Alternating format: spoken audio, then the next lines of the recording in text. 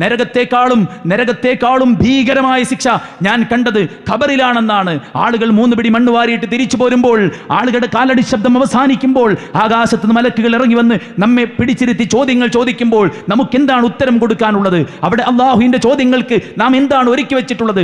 ആ ഖബറിൽ സുരക്ഷിതത്വം ഉറപ്പാക്കാൻ വേണ്ടിയിട്ട്, ശിക്ഷയിൽ നിന്ന് മുക്തമാകാൻ വേണ്ടിയിട്ട് നാം എന്താണ് ചെയ്തു കൂട്ടിയത്? ഖബറിൽ സ്വാസ്ഥ്യം കെടുത്തുന്നത്, നമസ്കാരം ഉപേക്ഷിച്ചവരുടെ തല ചതച്ചരക്കപ്പെടുമെന്ന് പ്രവാചകൻ സല്ലല്ലാഹു അലൈഹി വസല്ലം പറഞ്ഞു. നമുക്കവിടെ സേഫായി കിടക്കാൻ സാധിക്കുമോ? കളവ് പറഞ്ഞവന്റെ മുഖം വലിച്ചു കീറുമെന്ന് പറഞ്ഞു. വ്യഭിചരിച്ചവൻ അടിഭാഗം വിശാലവും മുകൾ ഭാഗം കുടുങ്ങിയതുമായ ഒരു ചെമ്പിനകത്ത് വിവസ്ത്രരായി സ്ത്രീകളും പുരുഷന്മാരും അവിടെ കത്തിക്കപ്പെടുമെന്ന് പറഞ്ഞു. പലിശയുമായി ബന്ധപ്പെട്ട ഇടപാടുകളിൽ മുഴുകിയ ആളുകൾ രക്തപ്പുഴയിൽ നീന്തിക്കൊണ്ടിരിക്കുമെന്നും കൂർത്ത കല്ലുകൾ അവരെ വലിച്ചെറിയുമെന്നും അത് അണ്ണാക്കിൽ പതിച്ച് അന്നനാളത്തെ മുഴുവൻ കീറിമുറിച്ച് മലദ്വാരത്തെ പിളർത്തി പുറത്തേക്ക് പോകുമെന്നും അള്ളാഹുവിന്റെ പ്രവാചകൻ പറഞ്ഞു. നമുക്കവിടെ സേഫായിരിക്കാൻ പറ്റുന്ന രീതിക്കാണോ നമ്മുടെ മുന്നോട്ട് പോക്ക് എന്ന് ഈ കണ്ണു മിഴിക്കുമ്പോൾ, ഈ കാത് കേൾക്കുമ്പോൾ, ഈ ഹൃദയത്തിൽ ചിന്തകൾ രൂപപ്പെടുമ്പോൾ, നമ്മുടെ കൈയും കാലും ചലിപ്പിക്കുമ്പോൾ ആ ഖബറിൽ കിടക്കണമെന്ന ബോധം നമുക്ക് എത്ര പേർക്കുണ്ട് എന്നത് സഹോദരന്മാരെ ചിന്തിക്കേണ്ടതാണ്. അവിടം കൊണ്ട് അവസാനിക്കുന്നതല്ല, അതിനപ്പുറത്തേക്ക് ജീവിതയാത്ര ആരംഭിക്കുകയാണ്.